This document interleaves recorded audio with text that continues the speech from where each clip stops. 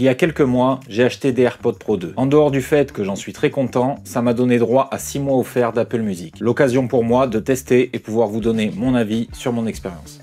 Fervent utilisateur de Spotify depuis maintenant presque 15 ans, j'ai grandi avec, j'ai vu les changements et les améliorations de l'appli. J'ai même eu le temps d'agrandir mon style musical et de découvrir des centaines de nouveaux morceaux grâce à eux, notamment avec leurs suggestions de playlists qui sont vraiment, il faut le dire, toujours au top. J'ai d'abord pris au début un abonnement solo, puis avec le temps, maintenant, je suis passé sur un abonnement familial, mais mon compte me suit pour autant depuis mes débuts. Pourquoi j'avais choisi Spotify à l'époque? Aussi loin que je me rappelle, j'étais encore en train de galérer à faire des playlists sur clé USB quand un pote m'en a parlé. J'ai essayé et puis séduit tout de suite et j'en ai jamais bougé. Je suis partisan que quand quelque chose fonctionne, pourquoi changer? Pas vous. Mais depuis quelques temps, les gens dans mon entourage commencent à avoir du Apple Music et me vantent souvent les mérites de la plateforme. La qualité du son, la banque musicale vraiment grande maintenant, rien à voir avec les débuts. Donc c'est l'occasion pour moi de tester Apple Music, avec plein d'appréhension, hein, je vous avoue, et convaincu que cet essai de 6 mois en restera finalement à sa phase d'essai. Comme je vous ai dit, hein, j'ai 15 ans de vie commune musicale avec Spotify et ça va être dur de me faire changer d'avis. Allez, je me lance. Possesseur d'iPhone, une fois que mes AirPods Pro 2 ont été couplés à mon tel, j'ai dans mes réglages une notif, vous savez, sous forme de point rouge qui me dit que j'ai un service qui est inclus dans mon achat. Je clique dessus et ça me dit que j'ai effectivement 6 mois d'Apple Music offert. J'accepte l'offre, je confirme avec Face ID et voilà, mon abonnement est lancé. Franchement, tout est fluide et j'ai plus qu'à utiliser l'application. Rien de plus simple pour le coup, vraiment un bon point là-dessus. En premier lieu, l'interface. Thème clair, moins minimaliste que Spotify, je trouve, mais je pense que c'est, disons, plus une question d'habitude qu'autre chose. Et l'on trouve malgré tout vite ses marques. Les animations et les pochettes d'albums sont belles, on s'y sent bien. Accueil nous fait des suggestions personnalisées, nous montre les derniers sons écoutés. L'onglet Explorer nous permet de parcourir le catalogue et les différentes playlists créées. On y retrouve ensuite les radios, si l'on veut être focus sur un artiste ou un style musical en particulier, et avoir des sons proposés en continu. Enfin, on a notre bibliothèque. C'est comme toutes les applications musicales, vous y retrouverez vos titres ajoutés en favoris, vos playlists et autres. Puis la recherche de titres, d'albums ou d'artistes. Là où Spotify résume la chose en seulement 3 onglets, ils vont peut-être plus droit au but. Encore une fois, c'est peut-être juste une question d'habitude. Pour ce qui est du style de l'appli, c'est une histoire de goût et pour ma part, franchement, je n'ai aucune préférence entre l'un et l'autre. Je recherche mes premiers titres sur Apple Music et agréablement surpris, je trouve effectivement toutes mes recherches. Dans mon cas, je n'ai pas ressenti à aucun moment de souci de ce côté-là. Alors peut-être que j'écoute des sons trop commerciaux, hein, je sais pas, mais en tout cas, je trouve tout ce dont j'ai besoin. Pas de différence avec Spotify pour le coup. J'utilise fréquemment sur Spotify l'onglet recherche pour trouver de nouveaux titres dans des playlists diverses. Par exemple, lorsque je vais au sport, j'ai pour habitude de taper juste sport dans la barre de recherche pour choisir ensuite une playlist qui correspond à des musiques qui sont classées sur le thème du sport. Je fais donc pareil avec Apple Music, cela me sort des playlists sans problème, bien remplies, avec pas mal de titres à l'intérieur, mais par contre le nombre de playlists est quand même limité je trouve. Du coup je fais la même chose sur Spotify et là par contre le nombre de playlists proposées n'en finit plus. Je suis quand même étonné du résultat, hein, tellement la différence est frappante, du coup je refais la même recherche.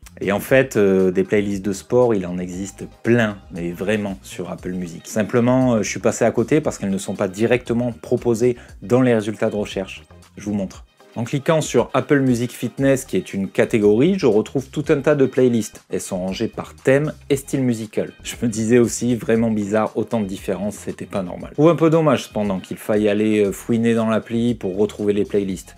À mon sens, quand c'est directement accessible, je préfère. Surtout dans ce cas-là, précisément, hein, quand je vais au sport, je passe pas 10 minutes en général à chercher ce que je veux écouter. Je tape sport, je choisis une des nombreuses playlists que je n'ai pas encore écoutées, et la séance est partie. Certains y verront, eux, un avantage, ça leur permet de plus cibler leur écoute, et c'est vrai, pourquoi pas. Malgré tout, une appli de musique qui me propose tout de suite d'écouter quelque chose, moi je préfère. Quelque chose qui me plaît chez Spotify, c'est que l'appli est disponible sur quasiment toutes les plateformes que j'utilise. Je fais donc naturellement la comparaison avec Apple Music et en fait à l'usage je me rends compte que l'appli est également disponible partout. Utilisateur de PC, j'arrive sans problème à trouver l'application sur le store de Microsoft et je dois dire que l'appli fonctionne parfaitement. J'ai une télé Samsung sur laquelle je passe souvent de la musique dessus lors de soirées, même juste en fond ambiant, hein.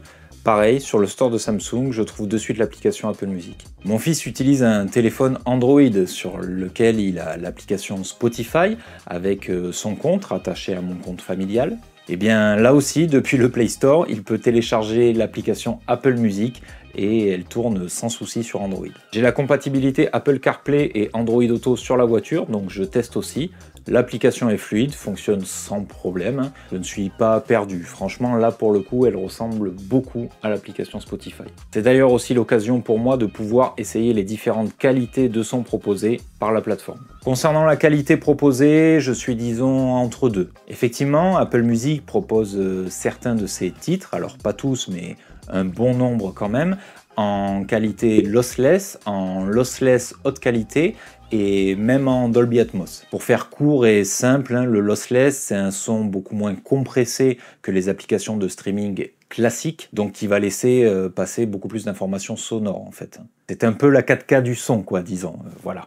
C'est un peu comme le 1080p serait pour le streaming classique. Vous voyez l'idée? Alors on teste. Déjà pour commencer, pour pouvoir espérer voir une différence, il faut avoir un bon équipement parce que sinon honnêtement la différence vous la verrez jamais. Et pour pouvoir profiter des sons de cette qualité, il faudra pas oublier dans vos réglages de l'application Apple Music d'activer la lecture des sons en lossless parce que sinon d'office ça sera proposé en streaming classique. De ma petite expérience, hein, alors attention, hein, je suis pas un G-son, j'ai pas suffisamment de connaissances dans le domaine, j'ai pas non plus l'oreille absolue, mais pour avoir testé dans différentes situations avec des équipements différents, je dirais qu'on remarque que les instruments, les notes, les voix sont plus présentes. On a une impression de plus de proximité. La différence n'est pas frappante, hein. Un mauvais son restera un mauvais son et un bon son sera toujours un bon son, mais elle se remarque. Ensuite, il faudra mieux quand même être connecté en Wi-Fi pour pouvoir lire ce genre de fichiers. Hein. Enfin, ça marche quand même bien avec le réseau cellulaire, attention, mais vu la taille des fichiers, voilà. Disons que si c'est pour passer toute une soirée sur ma 5G avec 150 mégas par musique, à la fin de la soirée, j'ai bouffé la feuille de mon forfait complet. En revanche, la spatialisation avec le Dolby Atmos, c'est pas mal. Et je trouve même que c'est encore beaucoup plus flagrant avec des écouteurs ou au casque qu'avec des enceintes équipées de satellites. On se sent un peu enveloppé par le son, certains instruments sonnent dans une oreille et pas dans l'autre, les voix apparaissent progressivement d'une oreille à l'autre, non franchement c'est pas mal. Ils ont d'ailleurs des playlists toutes faites hein, avec des sons qui ont la spatialisation, elles sont pas mal fournies en plus. C'est sympa et sur différents styles de musique pour essayer de plaire au plus grand nombre. Une fonction que j'ai trouvé sympa aussi, c'est Apple Sing. Comme sur Spotify, vous pouvez avoir les paroles des musiques que vous écoutez, sauf que là en plus, vous avez un petit icône avec un micro et quand vous cliquez dessus, ça vous supprime en fait les paroles, ça vous laisse l'instru et vous pouvez même augmenter ou diminuer le son des paroles. Franchement, c'est pas mal. Si vous voulez improviser une soirée karaoké avec des amis, ça va vous éviter de passer 10 minutes à chercher sur YouTube le son que Gérard il veut absolument chanter quoi. Là, vous l'avez en direct. Côté tarif, donc je vous les affiche ici, hein, il n'y a pas de surprise, de toute façon ils sont dispo et affichés sur le site d'Apple. Et dans mon cas, ça correspond à 1 € de moins que l'abonnement que j'ai chez Spotify, donc l'abonnement familial.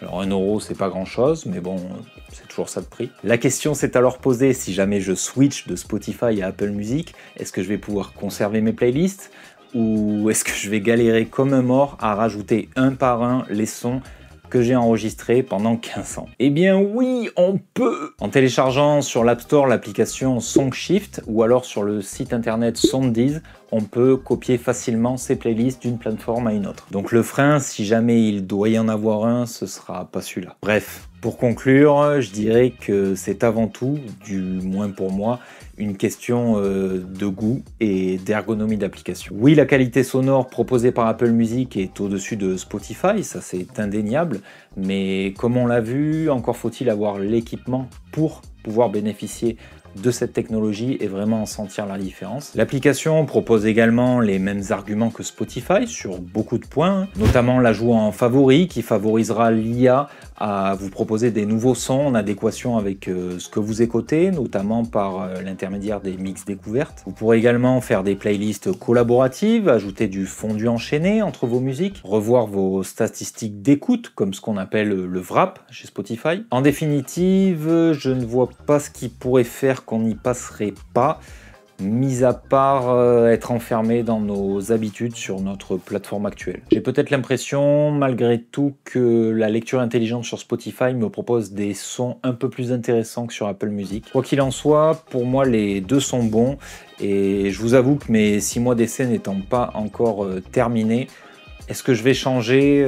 Je planche encore sur le sujet. Merci d'avoir suivi cette vidéo jusqu'à la fin. Restez connectés, restez branchés, et surtout, restez vous. C'était Picat.